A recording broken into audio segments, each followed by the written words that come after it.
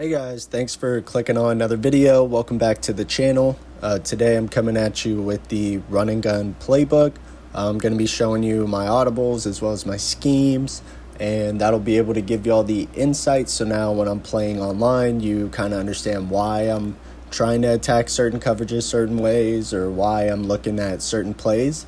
Also, something new that we are going to be bringing to the channel is going to be hyping you guys up, going to be showing you guys some love and support.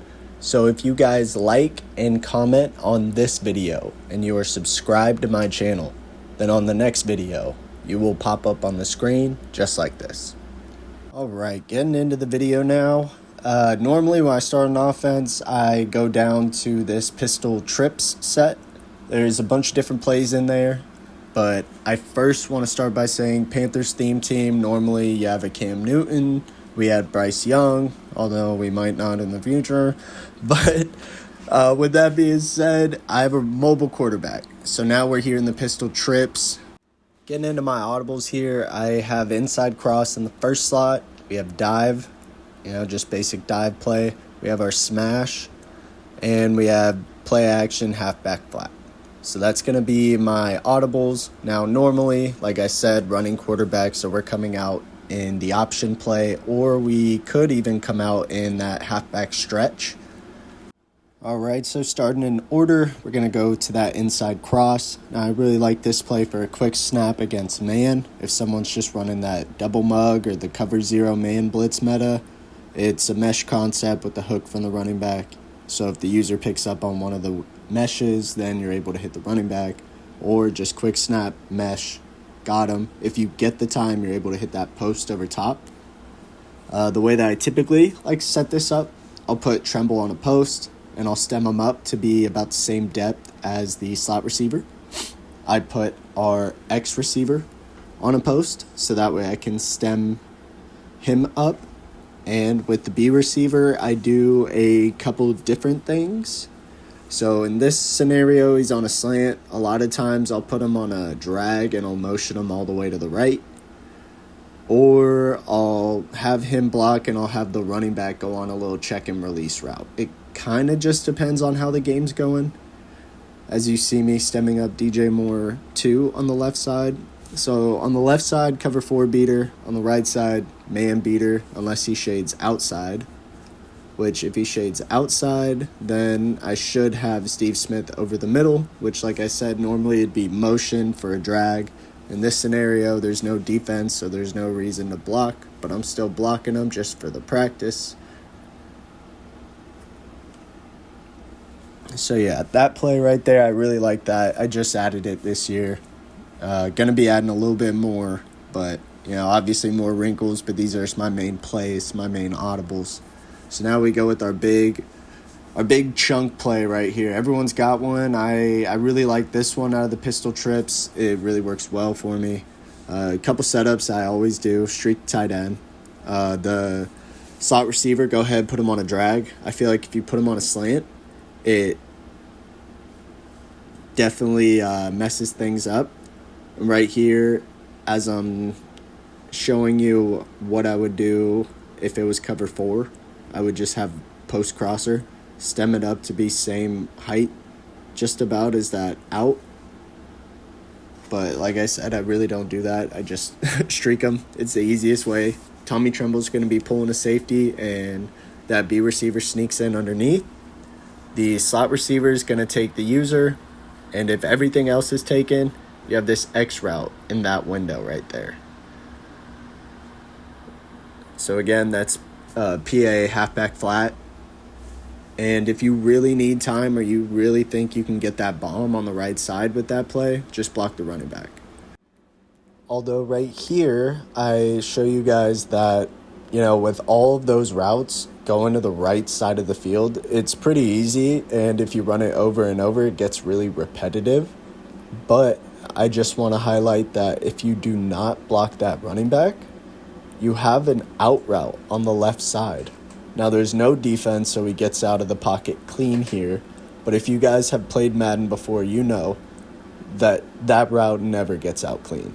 So what I'll do is I'll either put him on a table route And if the table route's not available to the outside, then I'll put him on a little swing route. But there's no defense here, but just to show you, everything is going to be going to that right side. And then you just have a running back leaking out left. So when he does get that free release there, because the user's dropping back middle, so now on that outside, if there's no flat there, that should be a wide open lane for at least a 15-yard gain.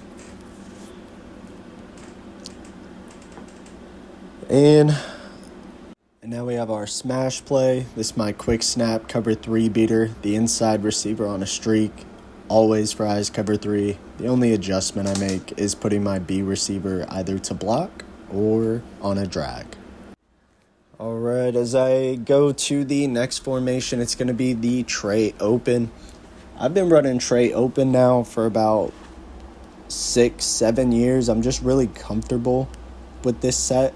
Going over our audibles here, we have clear out, inside zone, Y sail, and PA wide receiver in.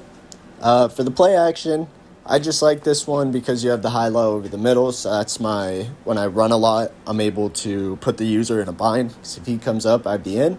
If he drops back, I have the mesh. Y sail, attack the outside. Pretty standard there, as well as quick snap on streaks by the speed advantage. And clear out, we got outside inside with the seam. So I really like this play. And I really run this tray open when the ball is on the left hash. So I'm switching between pistol and tray open when the ball is on the left hash. And when the ball is on the right hash, I have another formation as well as that pistol again. But going over the setups. So first I'm going to show you guys in the goal line or in the red zone. But of course we can't respot the ball until we run this. But this little glitch route from Jonathan Brooks is probably one of my favorites. Does a little stutter. You're going to be seeing him walk to the end zone like that very frequently, whoever your running back is, if you're running that little glitchy route. Because into the red zone, if I have the opportunity, I'm just running read option, right? And if I don't run read option, I'm running speed option, especially now with Taysom Hill. This was working for me when I was using Sam Darnold at my quarterback. Go ahead, show you that little glitchy route on the goal line. A lot of times the user is going for the slant or going for tremble. So right there, you're able to sneak that in on the back end. It is really glitchy, like I said, as a red zone play. I've been having a lot of success with it. Or, good old-fashioned, keep pounding, run up the middle. So that's the red zone with this. Now we're going to get into the actual setups. So obviously, like I said, I come out and normally have an option play because I normally have a mobile quarterback. So first, just to show you, I'm excited. I finally have a mobile quarterback that can throw the ball accurately. So I just get excited and run a little read option with Taysom Hill. Have a little bit of fun with the celly. Still weird seeing a Saint in the Panthers theme team, but he does get Panthers chem. So I will give him that. So starting out here, we got our clear out. As you see, cover 3 beater, just standard. You got Moore holding the left. You got the right side being held by those in routes and Tremble just streaking up seam. And if the seam's not there, then you should have that backside in route, just like that. So stock, this play is pretty loaded. It's pretty good. What I like to do with this formation is I do a lot of motioning with my B receiver. Main reason, if I run a read option and they have an extra man in the box on the left side, Taysom Hill's getting rocked. I don't want that. So I motion over someone from the right side to help block on the left side. But my typical setup for this is going to be putting a table route for the running back towards the side of DJ Moore or your X receiver. Our slot receiver, we're going to go ahead and either keep him on an in if we want to attack the middle of the field with our slot receiver, or we can put him on a corner route. Now I do those interchangeably because, again, the B receiver gets motioned and the B receiver is always on a streak. That's just a pulling route, It's going to pull those safeties deep, so that way I have levels on the left side with Moore and Brooks, or pull everything left so that way I have the in route with my slot receiver. So really, RB, you either leave them on the stock in or you put them on the corner. That's the two there. And we're going to get a motion, like I said, and it's a motion snap. And you're really looking left, and late you're looking right. So my B receiver is pulling. We're going to go in and break this down real quick. But my B receiver, right, if I can see him, there he is. Okay, stop right here. So we know DJ Moore's breaking left, Steve Smith's going straight, and Jonathan Brooks is out the backfield. If they have a safety that runs with DJ Moore, he will be starting to move in towards DJ Moore. So you will see your B receiver breaking away from that safety. If that safety is going for the streak, he will be more towards the numbers, playing over top, trying not to get burned. So then you have all that space to the outside to hit DJ Moore the way we just did. Because that safety is going to be, like I said, right there. Then you throw it to DJ Moore. That safety is going to be somewhere to the left. Then you pass lead inside to Steve Smith. So that one right there, pretty glitchy. Works most of the time. The only way it doesn't work, like I said, is when the user is able to help out left. But then we have a seam route. So if they're in cover 2 and they double Mabel, we got it. Seam route, done. If they do maybe a cover 4 and he floods left, then we should have Curtis Samuel or the slot receiver on that in route. But moving on to the next one, we have Y Sale. So again, I like to motion B with this one just to keep the same look. I may not motion every single time. You know, there are some quick snap or some runs where I really just don't care to motion. But for this one, I'm going to motion the slot receiver. So now you have 2 outs, streak, and a hook route in the middle. For whatever reason, if Tommy Tremble doesn't get open on this route, it's always Jonathan Brooks. I mean, the left side, there's really not much happening, you know. But typically the way I would set this up, if I'm not trying to hit one of them, I drag RB. We would put our X receiver on an in or a post route, just depending on what coverage we get. So for this example, we'll put him on an in, stem him up slightly above Tommy Tremble or the tight end. And when we get that motion, now it's just a good old-fashioned drive concept. You got someone going straight, someone going in, stuff getting cleared. There's a lot of different options on that. So that's why personally I like running it that way, as well as you get the motion from the B receiver, so he's thinking it's the left side, and now you're hitting the right side. But here we go with the play action. Like I said, I like this as a cover 4 beater.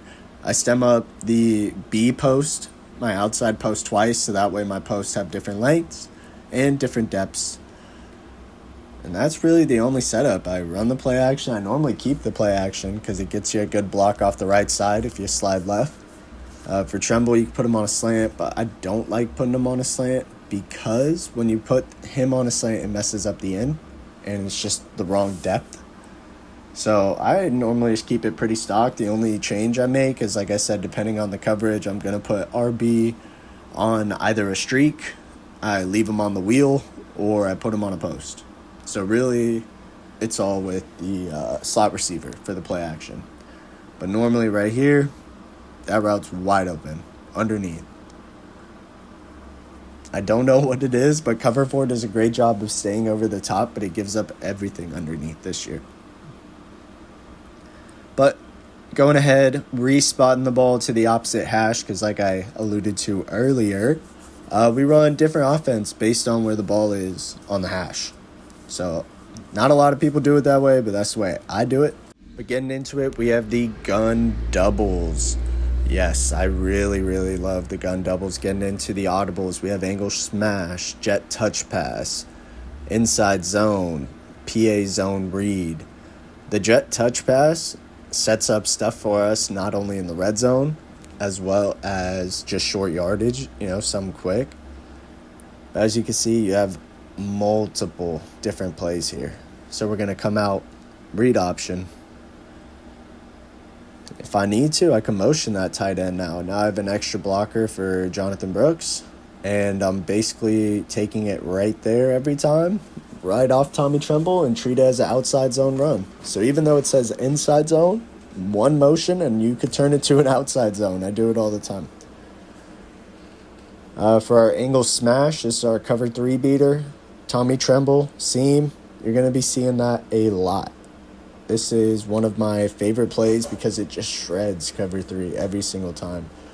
This is the play that most people adjust to, and when most people adjust to this, I'm able to start pulling out some of my other plays, and that really, really gets them in a bind. Because right here, if the user goes for the streak, then I have a drag or a nice angle route from Jonathan Brooks. If they're in man, I have a corner and a comeback. Those two are pretty unbeaten against man. You know, there's just so many ways. And Jonathan Brooks right there on the angle route late, I hit that pretty frequently as well. But going ahead to the next one, like I said, not going to go over this too much. It's just a jet touch pass. It does suck a little that it reshuffles my line, but at the end of the day, oh well. Yeah. Oh well. And moving on, we have our PA zone read. So this play is the play that, honestly, I'm using this playbook for it. As you can see, there's a drag with 3 crossers and a play action. It does a good job of frying just about everything. Although cover 1 man has been giving me some trouble. When people run cover 1 man, I'm assuming shading inside or over top. The only routes I can really get are going to be that Y route or the X route, like I just hit right now.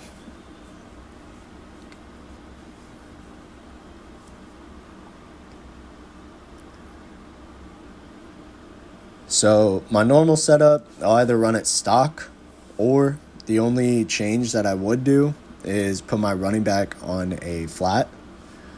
But this is more of, you call the play, you read the defense, and you take what they give you, because you have levels on the right and left side.